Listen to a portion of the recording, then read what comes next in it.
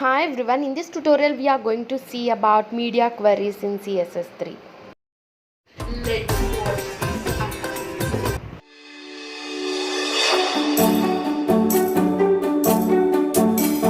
In before tutorial I explained about the property which is called float. We are having the float property. It's like a very clear explanation. If you want, just go and learn. The link was available in description. Now in this tutorial I'm going to explain about media queries. And one more thing I want to say, that in CSS this is the last tutorial related to CSS.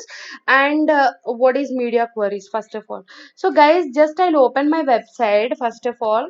If I open my website, you can see that just go to view page source code, and you can see if I open any CSS file in my website. Generally I used to write many internal many I used to write like external CSS. Just I'll open the external CSS which is called styles.css, and you can see here I used like so much of CSS. I think which was I used.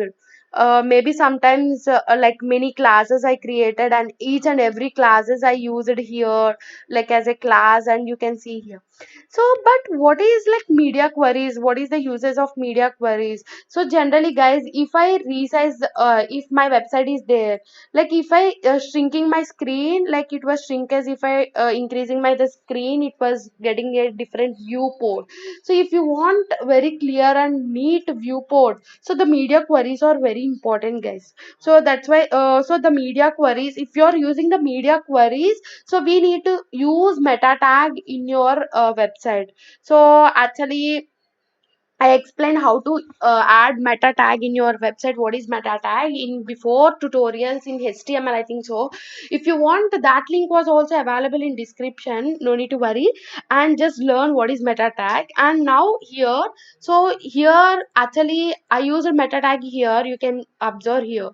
So the same thing I'm copying and I'm pasting. So why I'm using this meta tag, everything I'm not at all explaining in this tutorial. So anyway, so I'm using meta tag here. So just control S, and yeah. So and now here you need to use like media query. So just go to style tag, which is like internal or external, doesn't matter. Just go to style tag, that is .css file. You can use in like what you can say here also, like internal CSS also. Inline CSS, I think it's not possible to use media queries. So yeah. So what is media means, if you are giving the screen width, suppose for particular screen size you need particular color. So you if you want, so the media queries was very helpful. So generally here I given yeah, you can see the body color which was I given none, right? So just control X here, just I'm pasting here, control V, yeah. So here the background color I want to give the some color which is called yeah, red color. So generally I'm giving the background color which is called red color. If I reload this one, definitely I'll get a red color. Yes, now I want to use the media query, that if I decrease the size like to maximum width to 200 pixels or 300 pixels, I want like a something color. So is it possible or not? So we can do by using media. So only stand for, so only the screen was there, so only just give only screen scr, that means we are saying the screen, yeah. And so maximum width. So guys, you need to know these all things, because if you are doing like a advanced, we need to know these all things.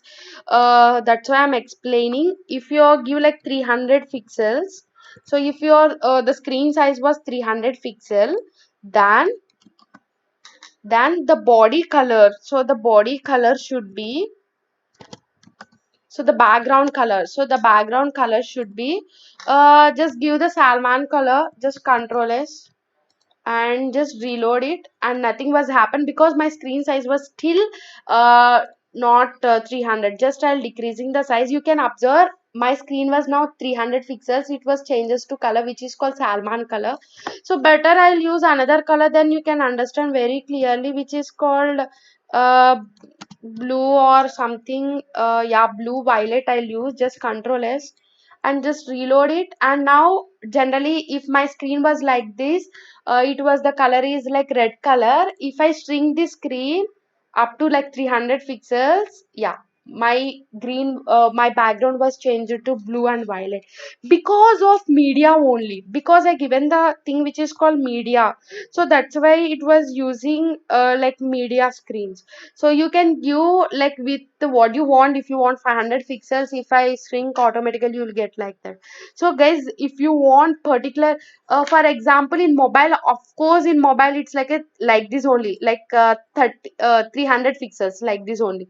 So if you want like this, definitely in your mobile, if you keep this one in mobile, automatically it's like a 300 pixels only. So it's like a blue and violet color.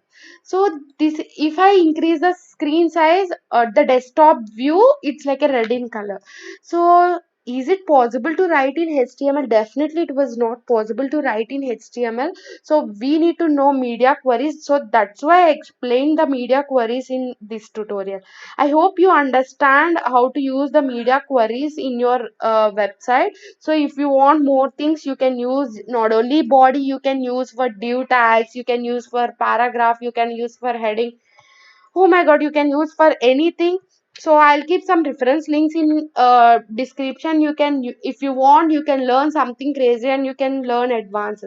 So that's all for CSS. This is the last and final tutorial related to CSS, and in upcoming tutorials almost 20 plus tutorials should be like JavaScript only.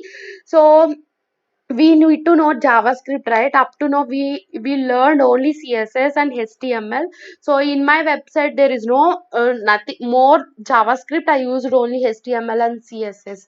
And I want to explain clear and clarity about JavaScript in upcoming tutorials. Anyway, and seeing tutorials was not at all enough, and you need to open the computer and you need to practice and you need to design your own website. I hope you design your own portfolio like in HTML, like it's in a skeleton way. Anyway, you need to add the colors, guys, what I have applied here. So really, so I'm saying that without JavaScript you can create this website like that, which is like static website. So I'll come with another tutorial which is very clear what is static and what is dynamic. I want to explain in that tutorial. Afterwards I want to explain about JavaScript tutorials. So what is yeah, just open computer and design your own portfolio page and keep that links in description. Definitely I'll see your website and I'll suggest any modifications was there. So see you next tutorial. Until then, wait for next tutorial. If you really like this video, just give a share and like and just comment in comment section. Definitely I'll give reply.